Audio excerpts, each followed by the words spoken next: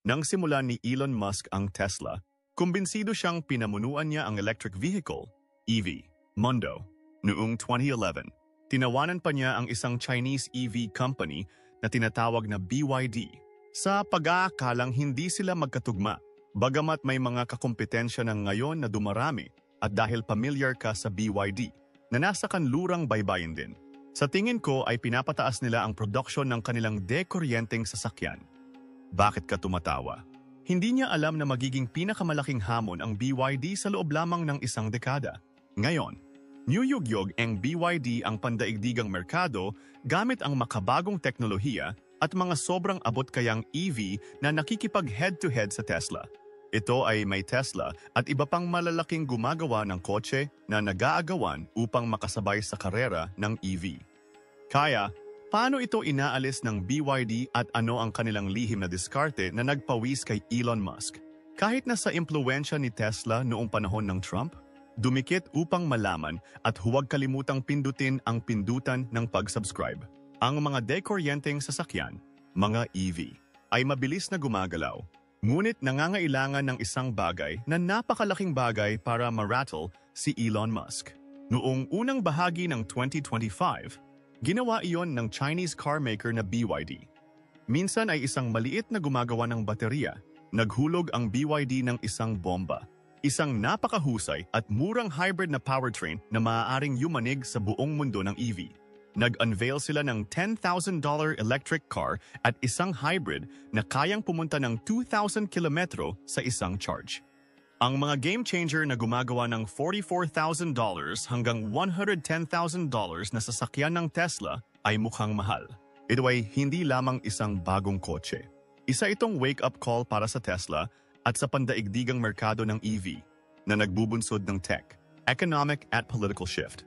Upang maunawaan kung bakit ito ay isang malaking bagay, tingnan muna natin kung paano nagsimula ang BYD at kung paano ito nakarating sa kung nasaan ito ngayon. Noong 1995, isang chemist na nagngangalang Wang Chuanfu ang nagsimula ng BYD, Mikely para sa Build Your Dreams, sa Shenzhen, China, na may maliit na team at humigit kumulang $350,000 na hiniram sa kanyang pinsan. Nagsimula ang kumpanya bilang tagagawa ng baterya na gumagawa ng mga rechargeable na baterya para sa mga mobile phone at laptop. Nakikipagkumpetensya sa mga higanteng Hapon sa pamamagitan ng paggamit ng abot kayang paggawa ng China. Matapang ang pananaw ni Wang, lumikha ng mga dekalidad, matipid na baterya. Noong unang bahagi ng 2000s, naging pangunahing supplier ang BYD. Nagpapagana ng mga device sa buong mundo at nakakakuha ng mata ng mga mamumuhunan. Noong 2003, gumawa si Wang ng isang matapang na hakbang. Nang walang karanasan sa automotive, nakuha niya ang isang nahihirapang tagagawa ng kotse na pag-aari ng estado, ang Chinchuan Auto, sa halagang 38 million. Maraming nagdududa sa kanya. Aning stock ng BYD ay bumaba ng higit sa 30% habang ang mga mamumuhunan ay nag-alala tungkol sa peligrosong pivot. Ngunit determinado si Wang na pagsamahin ang kanyang kadalubhasaan sa baterya sa mga sasakyan na nagtaya sa hinaharap na minamaneho ng mga dekuryenteng sasakyan.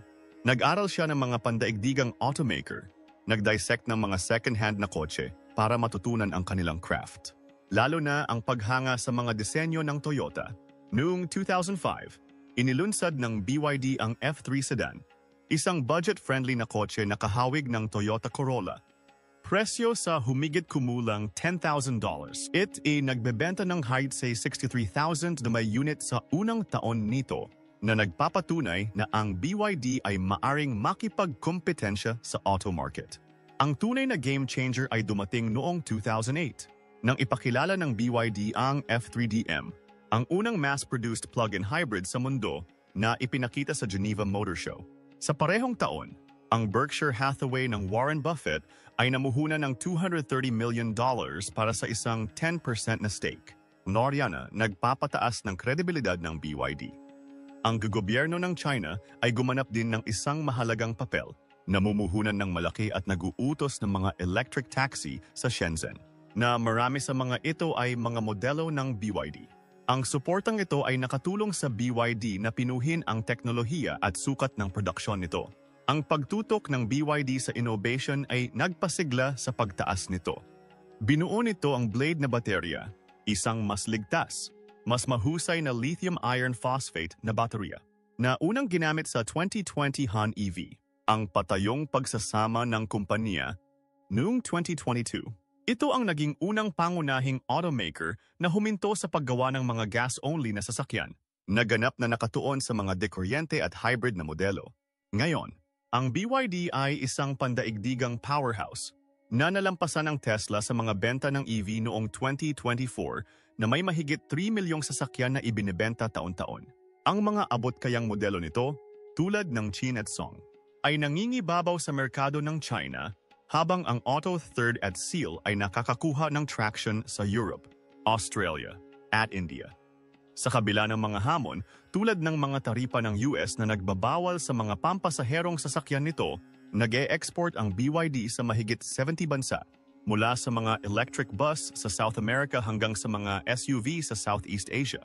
Sa halaga ng merkado na lampas sa $100 billion ang underdog na pananaw ni Wang na sinuportahan ng inobasyon, suporta ng gobyerno, at mga madiskarteng pamumuhunan ay ginawang pinuno ang BYD sa revolusyong dekuryenteng sasakyan na nagtutulak sa mundo tungo sa mas berdeng hinaharap. Noong 2024, isang kumpanya na minsang tinanggihan ng mga tao bilang gumagawa lang ng baterya ng budget, ang BYD, ito'y na naging isang global powerhouse. Sa loob lamang ng isang taon, nagbenta sila ng 1 milyong dekuryenteng sasakyan na nakakuha ng 20% slice ng pandaigdigang merkado ng EV ayon sa International Energy Agency. Iyon ay isang lugar na inakala ng marami na si Tesla lang ang maaaring humawak. Ngunit narito ang tunay na kicker. Ito ay hindi lamang ang malaking bilang na nakaulo.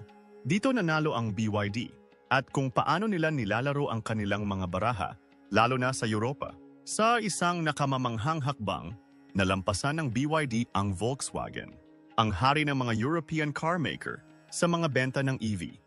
Maging sa Germany, isang bansang napakatapat sa mga higanteng inhinyero nito, nagsimulang bumaha sa mga kalye ang mga Chinese EV noong 2023. Noong kalagitnaan ng 2024, unti-unti nang nayayanig ng BYD ang mga bagay-bagay. Ang kanilang mga abot kaya at mabilis na mga kotse tulad ng Dolphin at Auto 3 ay lumilipad sa mga lugar tulad ng France, Norway, at Netherlands. Siya na nagiiwan sa mga lumang paaralan na tatak sa alikabok. Kinailangan ng mga European car maker na magbawas ng presyo para lang makasabay. Hindi na ito tungkol sa pagmamayabang. Ito ay tungkol sa pananatili sa laro. Samantala, nakakita ang BD ng pagkakataon kung saan hindi nakatingin ang iba. Latin America, nauna sila sa ulo, gamit ang mahigpit na connection sa kalakalan sa Brazil at matalinong logistics sa Mexico upang mangibabaw. Nakalock ang BYD sa malalaking deal sa fleet sa mga bansa tulad ng Colombia, Chile, at Argentina, kahit na nagsusupply ng mga electric bus para sa pampublikong sasakyan. Ayon sa Bloomberg, nagbenta sila ng higit sa 150,000 mga sasakyan sa rehiyon, daya na nakakuha ng napakalaking 43% ng merkado ng EV. Ang Latin America ay naging gintong ticket ng BYD sa labas ng Asia. Ngunit sa China, ang EV hotspot sa mundo, ang BYD ay nasa ibang antas, halos isang alamat. Habang nakuha ni Tesla ang mga headlines sa pabrika nito sa Shanghai, tahimik na naging pagmamataas at kagalakan ng China ang BYD. Mayroon silang kotse para sa lahat. Maliliit, budget-friendly na mga Seagull para sa mga commuter ng lungsod, at Macintab. Mararangyang Han EV para sa mga high roller, walang import, walang partnership. BYD lang ang gumagawa ng lahat. Narito ang sikretong sarsa. Ang BYD ay hindi lamang gumagawa ng mga kotse. Bumuo sila ng isang buong ecosystem na naglalabas ng sarili nilang mga chip, napakahusay na mga blade na baterya, mga motor. Higit pa, lahat ay nasa bahay. Nagbigay ito sa kanila ng mala ninja na kakayahang makaiwas sa mga kaguluhan sa supply chain at panatilihing mababa ang mga presyo sa isang mundo na patuloy pa rin sa kaguluhan sa pandemya. Sa huling bahagi ng 2024, ang halaga ng BYD ay tumaas ng higit sa 100 billion, hindi dahil sa hype, Ngunit dahil naghahatid sila ng mga tunay na resulta, nagbebenta ng tonelada ng mga kotse at lumalawak na parang napakalaking apoy. Sa unang bahagi ng 2025, ang mga eksperto sa pera sa mundo ay nagbubulungan tungkol sa BYD. Ang Wall Street, na minsan ay halos hindi sila napansin, ngayon ay nag-aagawan upang muling pag-isipan ang kanilang mga pamumuhunan sa EV.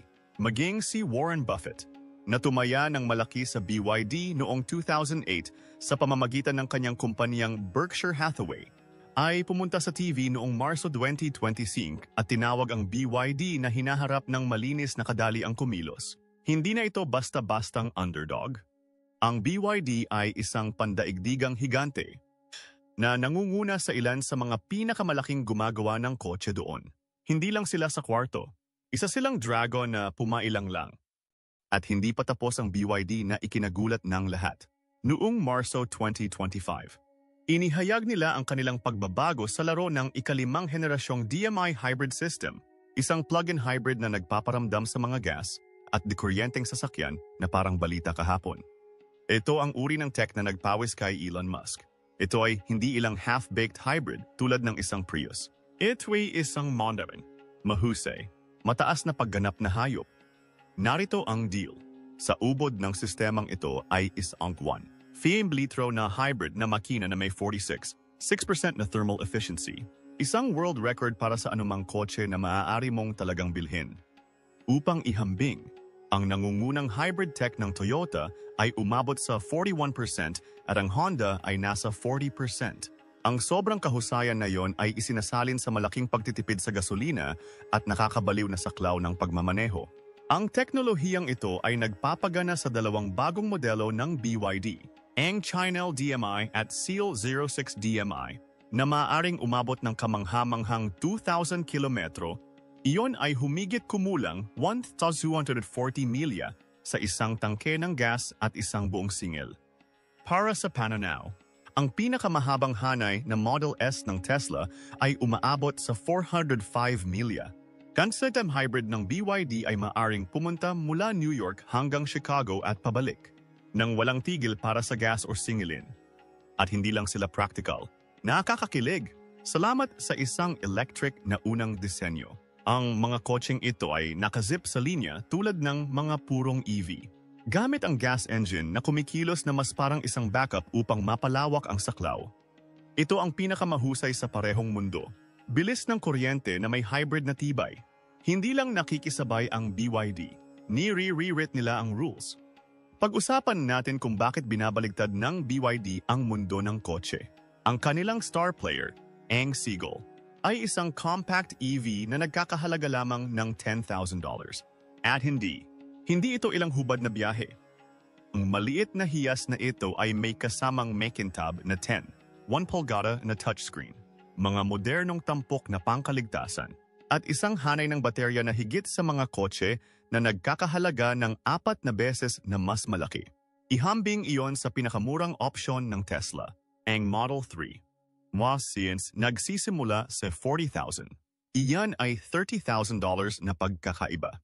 Sapat na upang bumili ng isa pang Seagull at kumuha ng isang magarbong vacation sa Europa. Noong Enero 2025, nakakuha ang Seagull ng 10,000 pre-order sa isang araw.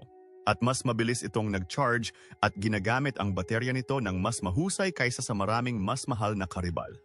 Paano ito nagagawa ng BYD? Sila mismo ang gumagawa ng lahat. Baterya, chips, drivetrains. Pangalanan mo ito.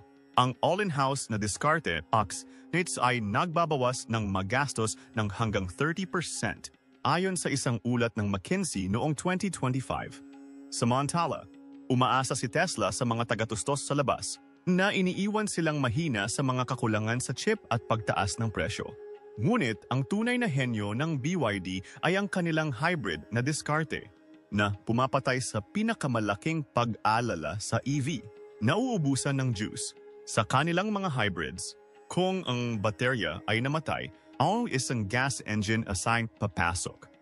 Dahil dito, hindi na sila nag-iisip para sa mga lugar tulad ng rural Texas, Nebraska, o Conlurang, China, kung saan kakaunti ang mga istasyon ng pagsingil, at ang BYD ay hindi humihinto sa mga sasakyan. Hinahabol nila ang bawat electric market na pinapangarap ni Tesla na mangibabaw. Nakapaglunsad na sila ng 50,000 electric bus sa buong Europe at China na may susunod na mga electric truck.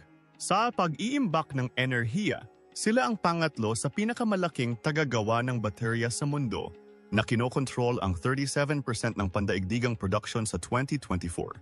Ayon sa USGS, ang kanilang bagong Super DM Tech ay ligaw.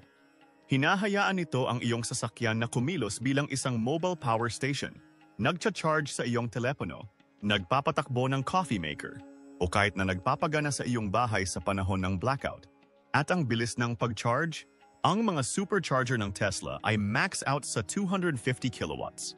Ngunit ang bagong 1,000 kilowatt system ng BYD ay maaaring ganap na makapag-charge ng kotse sa loob lamang ng 6 na minuto. Ang teknolohiyang ito ay tinatamaan ang mga modelo ng Han-L at Tang-L na hindi lamang praktikal. Mabilis sila. Ang Han-L, isang family sedan, ay nag-zoom mula sa 0 hanggang 100 kilometro bawat oras sa loob ng 7 segundo na lumalampas sa karamihan ng mga Ferrari. Minsang tinawanan bilang murang Chinese brand, ang BYD na ninamayon als pinakamalaking banta, hindi lang sa Tesla, kundi sa bawat pangunahing Western carmaker. Hindi sila naglalaro ng catch-up, nire-rewrite nila ang rules. Ang epekto ng BYD ay hindi lamang tungkol sa mga cool na bagong kotse. Ito ay nanginginig sa mismong mga pundasyon ng kung paano gumagana ang industriya ng sasakyan. Sinusulat nila muli ang mga panuntunan sa kung sino ang kumokontrol sa supply chain, kung sino ang mas matalinong bumuo, at kung sino ang makakapaghatid ng top-notch tech para sa isang bahagi ng presyo. Kung ikaw ay nasa Detroit, Wolfsburg, o Silicon Valley, iyon ay isang wake-up call na parang isang toneladang brick sa mga lugar tulad ng Detroit, Michigan, na dating puso ng imperyo ng paggawa ng kotse ng Amerika, nanginginig na ang lupa. Ang mga manggagawa sa pabrika ay nag-aalala tungkol sa kanilang kinabukasan. Tahimik itong sinabi ng isang manggagawa. Kung 10,000 BYD na sasakyan ang magsisimulang magpakita rito, maaaring maging ghost town ang ating planta. Bakit? Dahil ang BYD ang gumagawa ng lahat. Baterya, chips, motors, you name it. Samantala, ang mga kumpanya tulad ng Ford, GM, at Stellantis asuas sa isang magulo na web ng mga panlabas na supplier na inilalagay sa panganib ang buong bahagi ng traditional na supply chain. Ang United Auto Workers Union ay nagpaalarma sa kanilang ulat sa paggawa noong 2025 na nagbabala na kung 10% lang ng merkado ng North American ang makukuha ng BYD. Maaaring mawala ang isang ganap na magagawa na layunin sa mga maiinit na nagbebenta tulad ng Seagull or Chin DMI hanggang sa 100,000 mga trabaho sa sasakyan sa Amerika. Ipinapakita ng kanilang matematika na bawat 1% ng market share na natamo ng BYD ay maaring magtanggal ng 10,000 trabaho, habang ang Ford at GM ay nag-aagawan upang bawasan ang mga gastos o ilipat ang produksyon sa ibang bansa. Ngunit hindi lang mga manggagawa sa pabrika ang nakakaramdam ng init. Sa California, kung saan ang pagberde at pagmamaneho ng mga EV ay isang paraan ng pamumuhay, ang mga sobrang abot-kayang sasakyan ng BYD ay nakakaakit ng mata ng lahat. Para sa mga regular na tao, ang ideya ng pagkuha ng makabagong teknolohiya sa isang kapat ng presyo ay mahirap balewalain. Ang BYD ay hindi lamang nakikipagkumpetensya, binabago nila ang laro para sa mga mamimili at naglalagay ng presyon sa buong industriya. Ang mga dekoryenteng sasakyan ay dating parang panaginip para sa mga mayayaman, hanggang sa ibagsak ng BYD ang party sa kanilang $10,000 Seagull EV kumpara sa Tesla's $40,000 Model 3. Ginagawa ng BYD na abot kaya ang mga EV para sa milyon-milyong Amerikano na nabubuhay sa sweldo hanggang sa sweldo. Ito ay hindi lamang isang bagong tatak ng kotse. It's isang ticket sa kalayaan at kadaliang kumilos. Ay nung isang ligtas, puno ng tampok na EV na mas mura kaysa sa isang ginamit na Honda Civic ay hindi lamang isang produkto. Ito ay isang game changer na nagbubukas ng mga pinto para sa pang-araw-araw na mga tatao. Sa Shanghai, kung saan nakasentro ang malalaking pangarap ng Tesla sa China, naglalaro ang BYD ng hardball. Ipinaparada nila ang kanilang mga modelo ng Seagull sa labas mismo ng mga showroom ng Tesla, tulad ng isang matapang na hamon sa mga gulong. Ito ay hindi lamang tungkol sa pagbibigay ng mga pagpipilian sa mga customer. Ito ay isang in-your-face na hakbang upang ipakita sa lahat na mayroong isang mas mura, mas matalinong alternatibo. Nagsisimula na ang Tesla na magmukhang magarbong, mahal na option na hindi maabot ng mga regular na tao. Sa Wall Street, totoo ang pag-alala. Ang mga analyst ng Morgan Stanley ay kumakaway ng mga pulang bandila na nagsasabing ang halaga ng Tesla ay maaaring bumaba ng 20% kung hindi sila lalaban sa loob ng isang taon. Samantala, malaki ang pustahan ng Goldman Sachs sa BYD na hinuhulaan na ang kanilang market value ay maaaring umabot sa $200 billion sa 2026 kung patuloy silang lumalaki, lalo na kung nakakuha sila ng mga pangunahing kontrata ng gobyerno sa mga lugar tulad ng Brazil, South Africa o Mexico.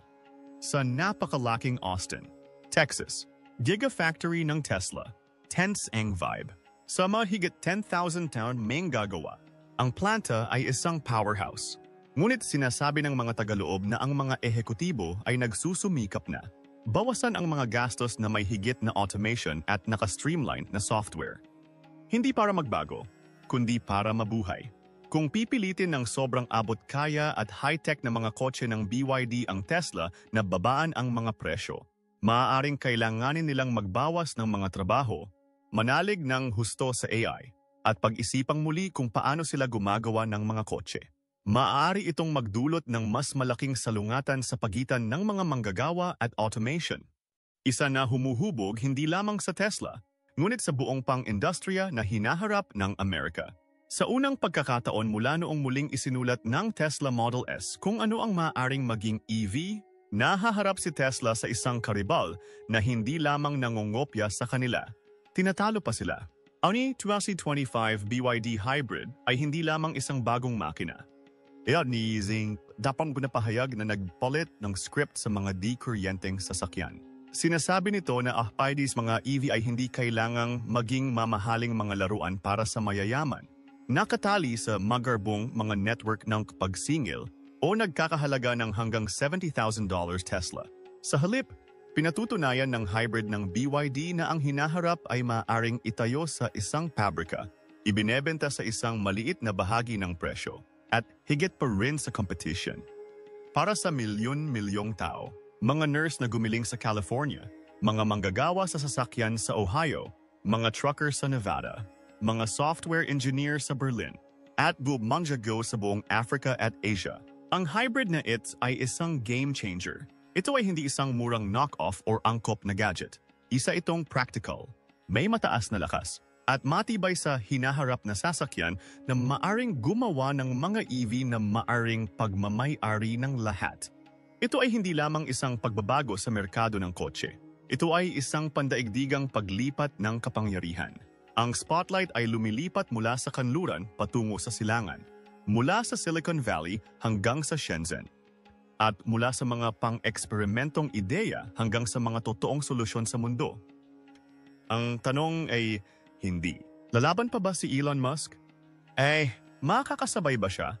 Nararamdaman na ng stock ni Tesla ang init at alam ni Musk na darating ang BYD para sa Corona.